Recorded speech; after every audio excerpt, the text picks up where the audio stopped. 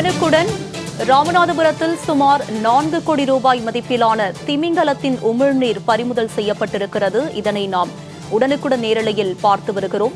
4 கோடி ரூபாய் மதிப்பிலான திமிங்கலத்தின் உமிழ்நீர் பறிமுதல் செய்யப்பட்டிருக்கிறது. இது பற்றிய கூடுதல் விவரங்களோடு இணைகிறார் எமது ராமநாதபுரம் செய்தியாளர் ரகு. அவரிடம் விவரங்களை கேட்டு பெறலாம்.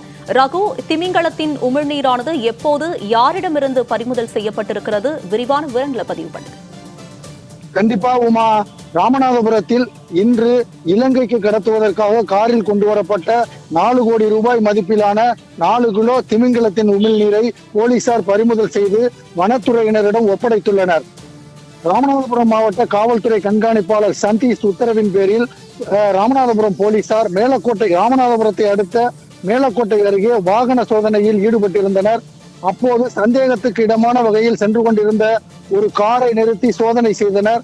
காரை நிறுத்தியவுடன் அந்த காரில் இருந்தவர்கள் தப்பி ஓட முயற்சித்தனர். அவர்களை போலீசார் துரத்தி பிடித்தனர். தேனி, மதுரை மற்றும் ராமநாதபுரம் மாவட்டத்தைச் சேர்ந்த 6 பேர் அந்த காரில் இருந்தது தெரிய வந்தது. ராஜன், ஜெயக்குமார், ஜெகதீஷ், சுபாஷ் பாபு, ராஜலிங்கம், சாகுல் அமீது ஆகிய 6 பேரை பிடித்து போலீசார் விசாரணை நடத்தினர்.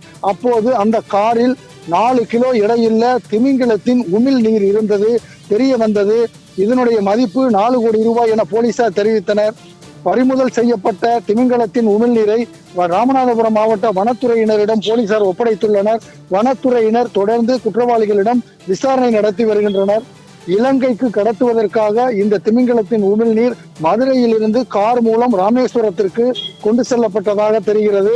ராமேஸ்வரம் கொண்டு செல்லும் வழியில் ராமநாதபுரத்தில் போலீசார் அவர்களை மடக்கி பிடித்தனர்.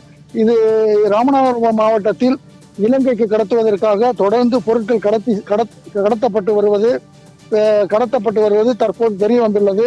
இன்று ராமநாதபுரத்தில் 4 கோடி ரூபாய் மதிப்புள்ள கடத்தல் பொருட்கள் பிடிபட்டிருப்பது பெரும் பரபரப்பை ஏற்படுத்தியுள்ளது. உமா,